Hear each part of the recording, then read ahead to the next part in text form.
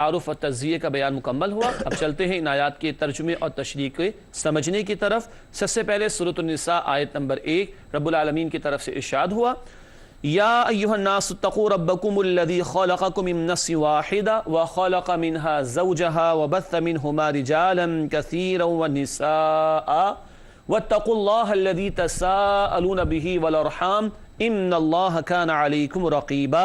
नाज़रीन किराम, सूरत निसा आयत नंबर 1 है। आइए इस आयत का तर्जुमा समझते हैं। इरशाद हुआ, ए लोगो बचो अपने रब की नाफरमानी से जिसने तुम्हें पैदा फरमाया एक जान से और पैदा फरमाया उसी से उसका जोड़ा और फैला दिए उन दोनों से बहुत से मर्द और औरतें।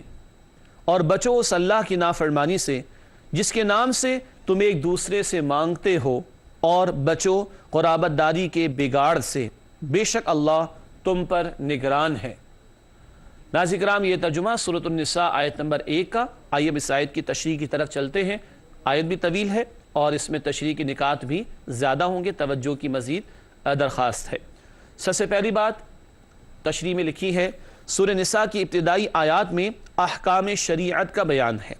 गुज़िश्ता नशिस्त में हमने तज़किया किया था तो वहाँ जिक्र आया था कि पहली 43 आयत, आयत नंबर 1 से आयत 43 तक इंसानी जान, माल और आबरू की हिफाजत के हवाले से बहुत कीमती हिदायत हैं माशरती मामलात के तनाजुर में।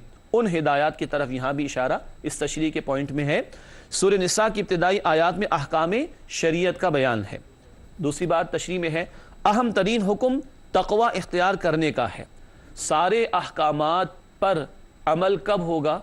जब अल्लाह का खौफ दिल में होगा कि कल अल्लाह के सामने हमें मरने के बाद खड़ा होना है और अपने आमाल का जवाब देना है। तो यहाँ तक़वा का जिक्र आया कि ये खौफ खुदा दिल में होगा तभी शरीयत के बकिया अहकामात पर अमल हो सकेगा।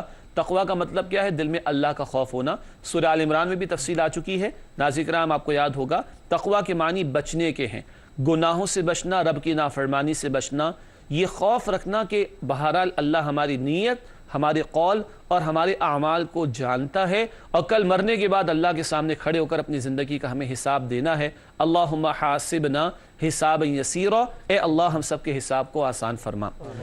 अहम तरीन हुक्म तक़वा इख्तियार करने का है। अगला नुक्ता है इस आयत के हवाले से, इस आयत को रसूलुल्लाह सल्लल्लाहु अलैहि वसल्लम खुतबा निकाह में तिलावत फरमाते थे। इंशाअल्लाह आप जब इस मरहले पर पहुँचेंगे तो आप भी इन आयात को ख़तीब साहब जो भी होंगे वो सुनाएंगे। नाज़रीन किराम, आपने भी जब कभी निकाह के प्रोग्राम्स या महाफिल में शिरकत की होगी तो आपने आयात सुनी होंगी। बस इस बात पर तवज्जो की ज़रूरत है निकाह पढ़ाने वाले हज़रात को भी कि सिर्फ़ अरबी में तिलावत ना करें, तर्जुमा भी बयान करें। जुम्मे के दिन खुतबा अरबी में होता है लेकिन तकरीर मकामी ज़बान में होती है। पाकिस्तान में बहुत से इलाकों में उर्दू में होगी, कुछ इलाकों में पंजाबी में होगी, मुल्क से बाहर कुछ इलाकों में इंग्लिश में होती है। क्यों? इससे कि अरबी नहीं आती ना समझ, तो खुतबा तो अरबी में हो जाता है लेकिन तकरीर की जाती है मकामी लोकल लैंग्वेज में, ज़बान में, ताकि लोगों को मालूम हो कि क्या पैगाम दिया जा रहा है।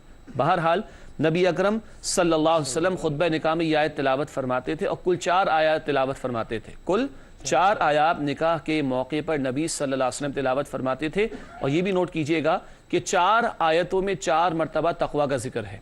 4 आयतों में 4 मरतबा तक़वा का जिक्र है। इस आयत में जो हम पढ़ रहे हैं 2 मरतबा तक़वा का जिक्र आया। कितनी मरतबा? 2 मरतबा। मजीद कौन सी आयत है? एक हम पहले भी पढ़ चुके हैं, सूरह आल इमरान आयत नंबर 102, जिससे ईमान वालों से खिताब शुरू हुआ था सूरह आल इमरान की 11वें रुकू से। नाज़रीन किराम, आप भी नोट कीजिएगा, सूरह आल इमरान आयत नंबर 102 और फिर ये सूरह निसा की आयत नंबर 1, फिर सूरह अहज़ाब आयत नंबर 70 और 71। 4 हो गई। आल इमरान की 102, निसा की आयत नंबर 1 और अहज़ाब की, सूरह अहज़ाब की आयत नंबर 70 और 71। ये 4 आयतें हैं जो खुतबा निकाह के मौके पर नबी पाक सल्लल्लाहु अलैहि वसल्लम तिलावत फरमाते और इनमें 4 मरतबा तक़वा का जिक्र आया है। तो खौफ खुदा बुनियाद है मामलात को दुरुस्त रखने के लिए। इस वजह से भी आप सल्लल्लाहु अलैहि वसल्लम ये आयात निकाह के मौके पर कि ज़िंदगी का नया दौर